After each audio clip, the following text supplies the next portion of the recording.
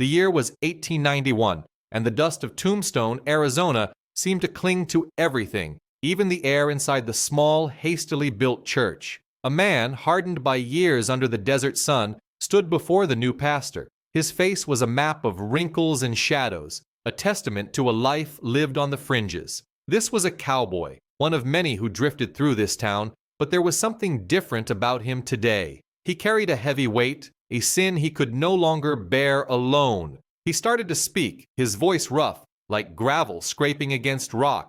He confessed to a betrayal, a secret he had kept for too long, one that had deeply hurt someone else. It wasn't a confession born of pure remorse, not entirely. There was a raw honesty to it, yes, but also an edge of self-preservation, as if unburdening himself was more about his own peace than about making amends. He spoke with a profound disrespect for the impact his past actions had on the person he'd wronged, almost a casual dismissal of their pain. The pastor, a man new to the raw landscape of Tombstone but not new to the human heart, listened intently. He didn't interrupt, didn't offer immediate condemnation. His gaze remained steady, unwavering, a silent acknowledgement of the sheer weight of the cowboy's words. It was clear the pastor was absorbing every detail, every nuance of the confession. A subtle shift in his posture, a slight tightening around his eyes, signaled that a calculated response was already beginning to form in his mind. When the cowboy finally finished,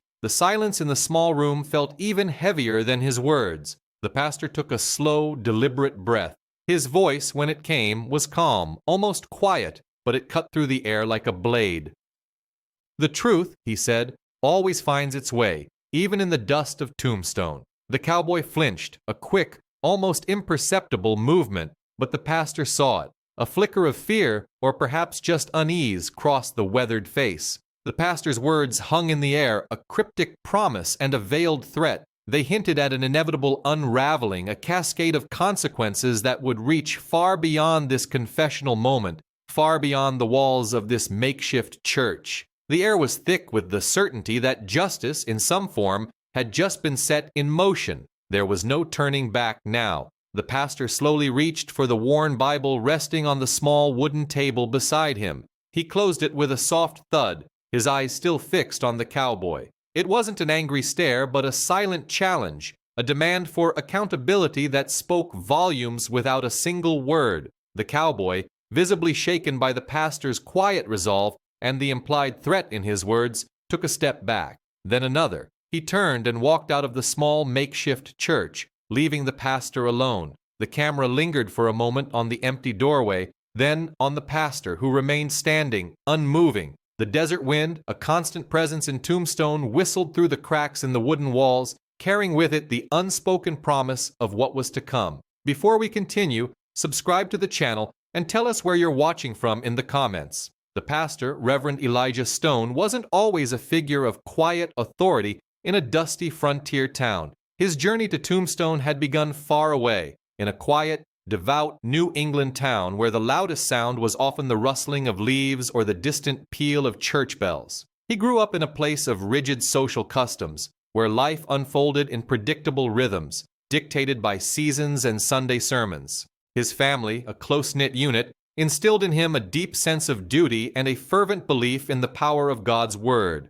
From a young age, Elijah felt a calling, a pull towards ministry, a desire to spread compassion and guidance. He imagined a life of humble service, bringing spiritual comfort to those in need, much like the pastors he admired in his hometown. But the world was bigger and harsher than his New England upbringing suggested. Elijah's idealism, while genuine, was also a bit naive. He truly believed that with enough faith and perseverance, he could bring order and spiritual light to even the darkest corners. His dreams were grand: to build thriving communities, to plant churches where hope could flourish, and to guide lost souls in a land he imagined as wild but ultimately receptive to goodness. He pictured himself as a shepherd, leading his flock through moral wilderness. He saw the American West not as a lawless expanse, but as fertile ground for spiritual cultivation, a place where new beginnings were possible. It was during his travels, some years before his arrival in Tombstone, that Elijah had first crossed paths with the cowboy,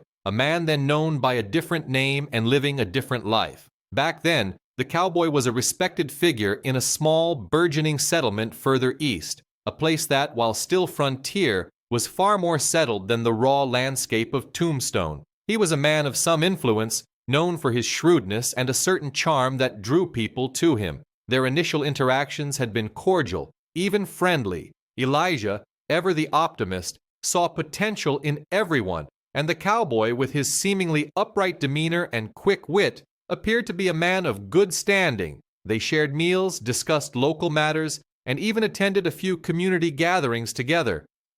There was a surface-level connection, a seemingly innocent bond forged in the early days of a new community. Elijah, in his earnestness, had shared his hopes and dreams for his ministry, his vision for bringing moral order to the untamed lands. The cowboy, in turn, had listened with a captivating attentiveness, offering advice and even some practical assistance that seemed to align with Elijah's goals. He presented himself as a supporter of the church, a man of the community, someone who understood the struggles of pioneering life and valued the spiritual guidance Elijah offered. This early connection, built on what Elijah believed was mutual respect and shared values, would later become the emotional backdrop for the confession in Tombstone. It was a foundation laid with good intentions, but one that, unknown to Elijah at the time, also laid the groundwork for a betrayal that would cut deep. The cowboy's seemingly helpful nature and his outward show of respect had created a trust that would eventually be shattered, leading directly to the heavy burden of the confession that now haunted Elijah's small church. Their lives, once intertwined in what seemed like a promising friendship, had taken vastly different paths, leading them both to this stark confrontation in the heart of the Arizona desert. The seemingly innocent bond between the pastor and the cowboy, forged in those earlier days, had not been as solid as Elijah once believed. Looking back, he could pinpoint the exact moments, the small cracks that appeared over time, slowly eroding the trust he had placed in the man now known simply as the cowboy. It wasn't a sudden break, but a gradual decay, a series of subtle betrayals that, when pieced together, formed a clear pattern of disregard. One memory that always came to mind involved a land deal, a community project meant to establish a small schoolhouse. The cowboy, with his charm and supposed influence, had promised to secure a crucial parcel of land at a fair price, assuring Elijah and the other settlers that he had a special connection. He spoke with such conviction, painting a picture of a flourishing school for their children,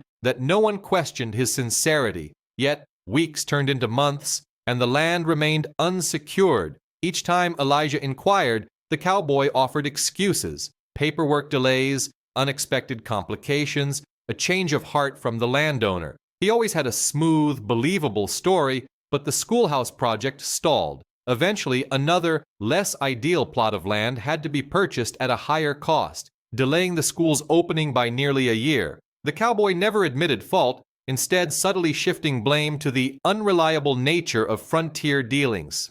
Elijah felt a vague unease, a sense that something wasn't right, but he couldn't put his finger on it. Then there was the incident with the church donations. A collection had been taken for a new bell, a symbol of community and faith. The cowboy, ever eager to appear helpful, volunteered to take the funds to the nearest town with a foundry. He returned with a receipt, but the bell never arrived. When Elijah pressed him, the cowboy claimed the foundry had closed unexpectedly, their money lost. He expressed deep regret, even offered to personally contribute a portion of the funds, an offer Elijah, in his trusting nature, refused. It was only much later, when another traveler mentioned seeing a similar bell hanging in a saloon in a different town, that Elijah's unease solidified into suspicion. The cowboy had been seen frequenting that saloon around the same time. The pieces clicked into place, but by then, the cowboy had moved on, and Elijah had no proof, only a gnawing doubt. These weren't grand dramatic betrayals, but rather a series of smaller, almost hidden humiliations, instances where the cowboy's self-interest subtly overshadowed his promises. He had a way of orchestrating situations to his benefit, always maintaining an air of helpfulness while quietly manipulating events. For example, during a period of drought when water was scarce, the cowboy had brokered a deal for a new well. He presented it as a generous act, but later, Elijah discovered the cowboy had secretly bought the land surrounding the well, effectively controlling the water supply and charging exorbitant rates to the very people he claimed to be helping. When confronted by a fellow settler, The cowboy simply shrugged, saying, "Business is business, friend. Someone's got to make sure folks stay hydrated." Elijah had always tried to see the best in people, to believe in their inherent goodness. But the cowboy's consistent pattern of broken promises, veiled manipulations, and quiet injustices slowly chipped away at the pastor's faith in his character. It wasn't just about the money or the stalled projects, it was about the erosion of trust, the feeling of being used under the guise of friendship. These were the emotional cracks, the hidden wounds that had accumulated over the years. The confession in Tombstone, raw and unsettling as it was, wasn't an isolated incident. It was the culmination of years of emotional wear and tear, the final, undeniable proof of a character Elijah had long suspected but had been too hopeful to fully accept. The weight of these past transgressions, now laid bare in the desert dust, made the cowboy's confession in the small church not a shock, but a painful confirmation. The air in Tombstone seemed to thicken after the cowboy's confession. Pastor Elijah felt the weight of the secret pressing down on him, a heavy, invisible cloak.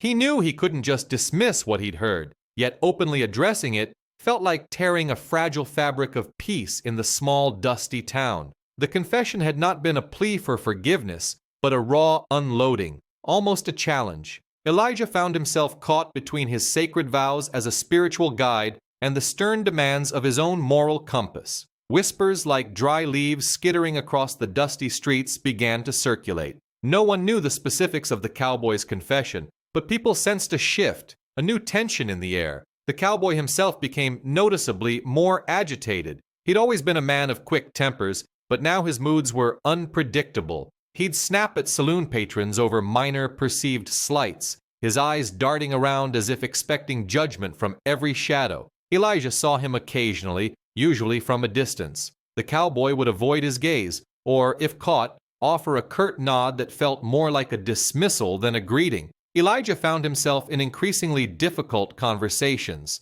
Parishioners, sensing his preoccupation, would ask veiled questions about the state of their souls or the nature of forgiveness, looking at him with an expectation he struggled to meet. He'd offer comfort and guidance, but his words felt hollow, shadowed by the unaddressed sin he carried. He also tried to speak with the cowboy directly, seeking clarification, or perhaps a sign of genuine remorse. Each attempt was met with evasion. The cowboy would change the subject or simply walk away, leaving Elijah feeling frustrated and helpless. "What's done is done, Pastor," he'd grumble once, his voice tight. "No use dredging up old dirt." The social pressures on Elijah mounted. Some townspeople, observing the growing strain between the pastor and the cowboy, started forming their own opinions. Mrs. Henderson, a stern woman who ran the general store, gave Elijah unusually long, assessing looks when he bought supplies. Old Man Miller, who'd seen almost everything Tombstone had to offer, would simply shake his head slowly whenever the cowboy's name came up in conversation. Elijah could feel the unspoken judgment from some, a silent demand for him to either reconcile the rift or expose the truth. He understood their perspective. In a town like Tombstone, where law and order were often fluid, a man of God was expected to bring clarity, not perpetuate unease. The cowboy's demeanor hardened further. He became openly defensive, his eyes narrowed, his posture stiff. He started showing up at the saloon more often, drinking heavily, and his aggressive outbursts became more frequent. Elijah heard stories of the cowboy starting arguments, even getting into a few brawls. It was a desperate attempt to project strength, Elijah realized, to push away anyone who might challenge him or remind him of his confession. But it only served to isolate him further and to intensify the uncomfortable atmosphere in town. This period marked the peak of emotional suffocation for Elijah. He felt trapped by the secret, by the growing discord, and by his own deeply held beliefs. He couldn't betray the trust of a confession, yet he couldn't ignore the escalating tension and the cowboy's increasingly erratic behavior. The weight of it all was immense. He found himself praying for guidance with an intensity he hadn't known since his early days in the ministry. He would walk the dusty streets at night, the desert wind a lonely companion, searching for an answer, a path forward that honored both his faith and his conscience. He knew he couldn't maintain this status quo much longer. Something had to give. The truth, as he had told the cowboy, always finds its way, even in the dust of Tombstone. And Elijah knew, deep in his heart, that he might soon have to be the one to help it along. The breaking point arrived not with a bang, but with a quiet, sickening thud. Elijah had been wrestling with his conscience, praying for a sign, a clear path through the moral maze. He knew he couldn't just stand by. The cowboy's behavior was getting worse, impacting the entire community. Then, a new arrival in Tombstone changed everything. A young woman, no older than 20, stepped off the stagecoach one sweltering afternoon. She carried a worn carpet bag and a look of desperate hope mixed with profound weariness. Her name was Sarah. Sarah had come to Tombstone looking for her brother, a man she hadn't seen in years. She had heard rumors he'd made his way west, hoping to strike it rich. Her story unfolded slowly, reluctantly at first, to Mrs. Henderson, who, with her sharp eyes and even sharper ears, quickly brought the matter to Pastor Elijah's attention. Sarah explained that her brother, a quiet, hard-working man named Thomas, had sent letters for a time, full of plans and modest successes. Then the letters stopped. His last one, sent months ago, mentioned a partnership, a shared claim in a promising silver mine, and a large sum of money he was sending home to their ailing mother. The money never arrived. Elijah listened, a cold dread settling in his stomach.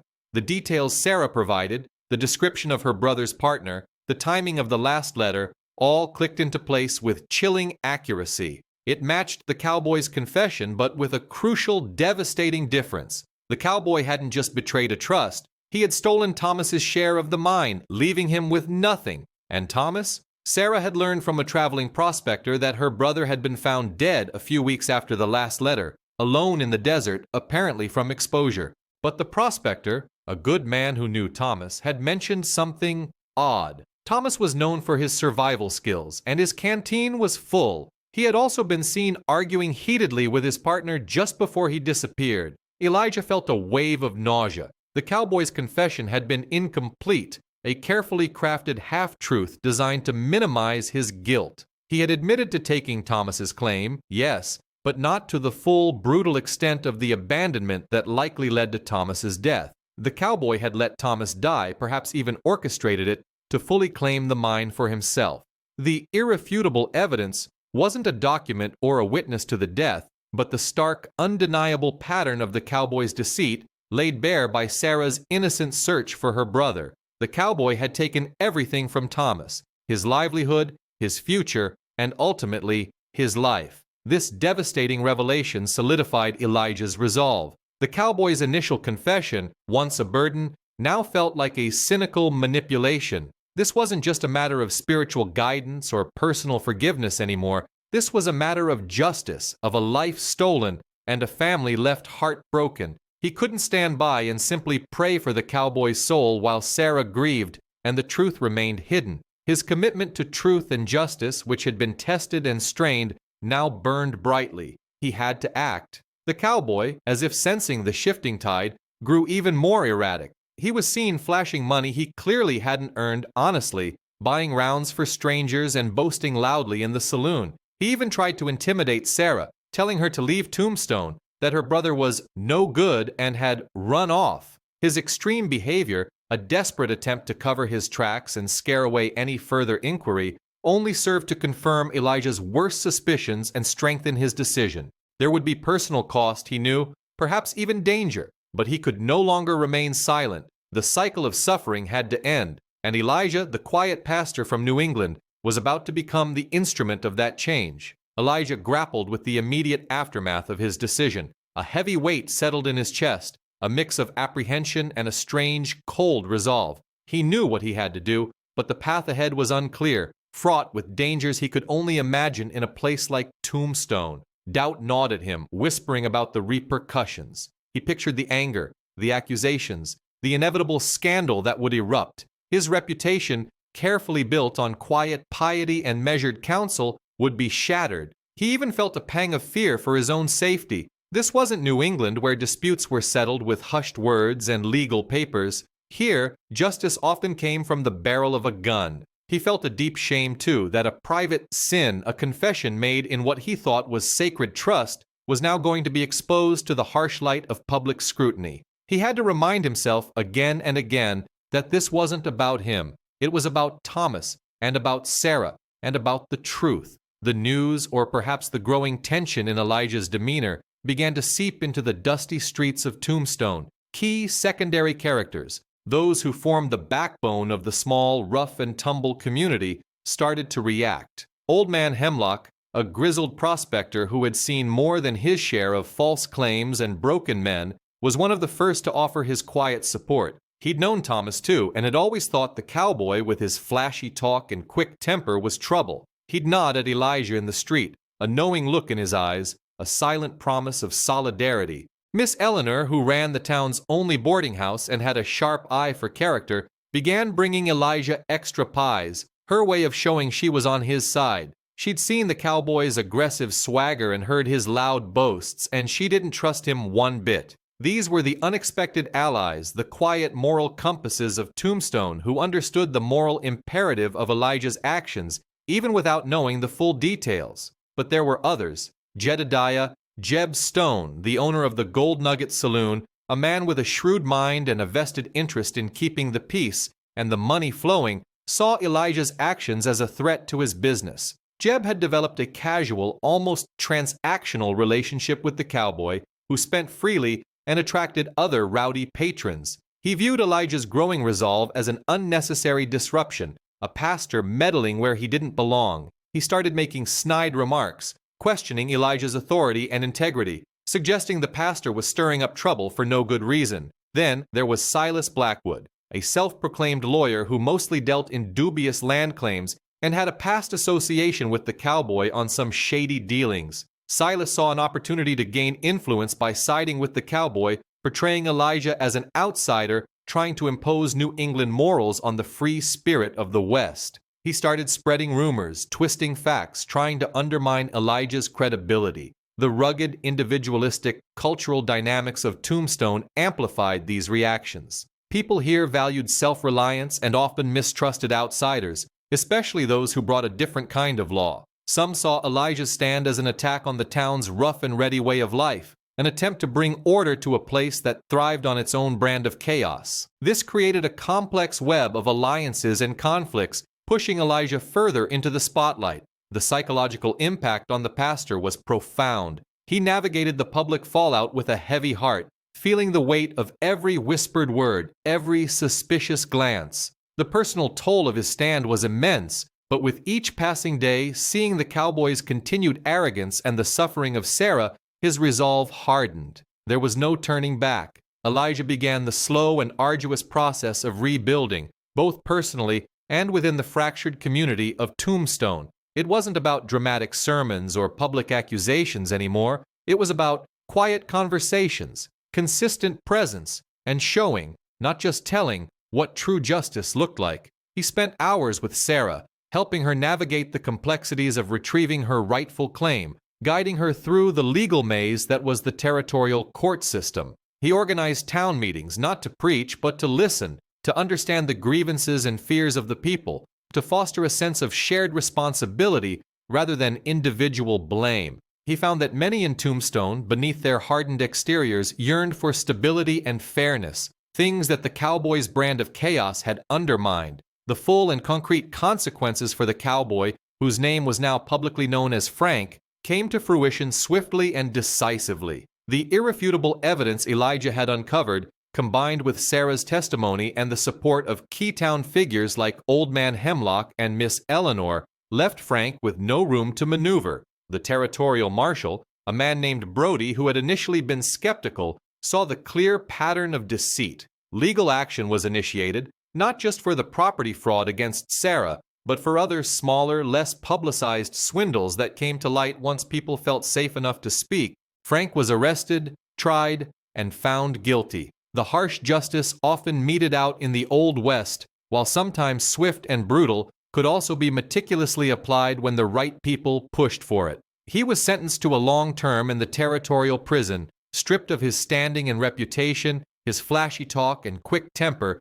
no longer able to charm or intimidate. His name became a cautionary tale, a whisper of what happens when greed outweighs decency. Social ostracization followed, even for those who hadn't been directly wronged. The Gold Nugget Saloon, once his haunt, became a place where his name was spat out with contempt. Jeb Stone, seeing the shift in public opinion and the decline of his business due to the unrest, quietly backed away from his former stance, even offering a small donation to Sarah's cause, a pragmatic nod to the new order. Silas Blackwood, the self-proclaimed lawyer, found his client base dwindling, his reputation tarnished by his association with Frank. The community, in its own rough way, began to heal, to re-establish a foundation of trust that Frank had so carelessly broken. The narrative concluded with a reflective overview of Elijah's journey. His initial idealism, born in a quiet New England town, had been severely tested by the harsh realities of Tombstone.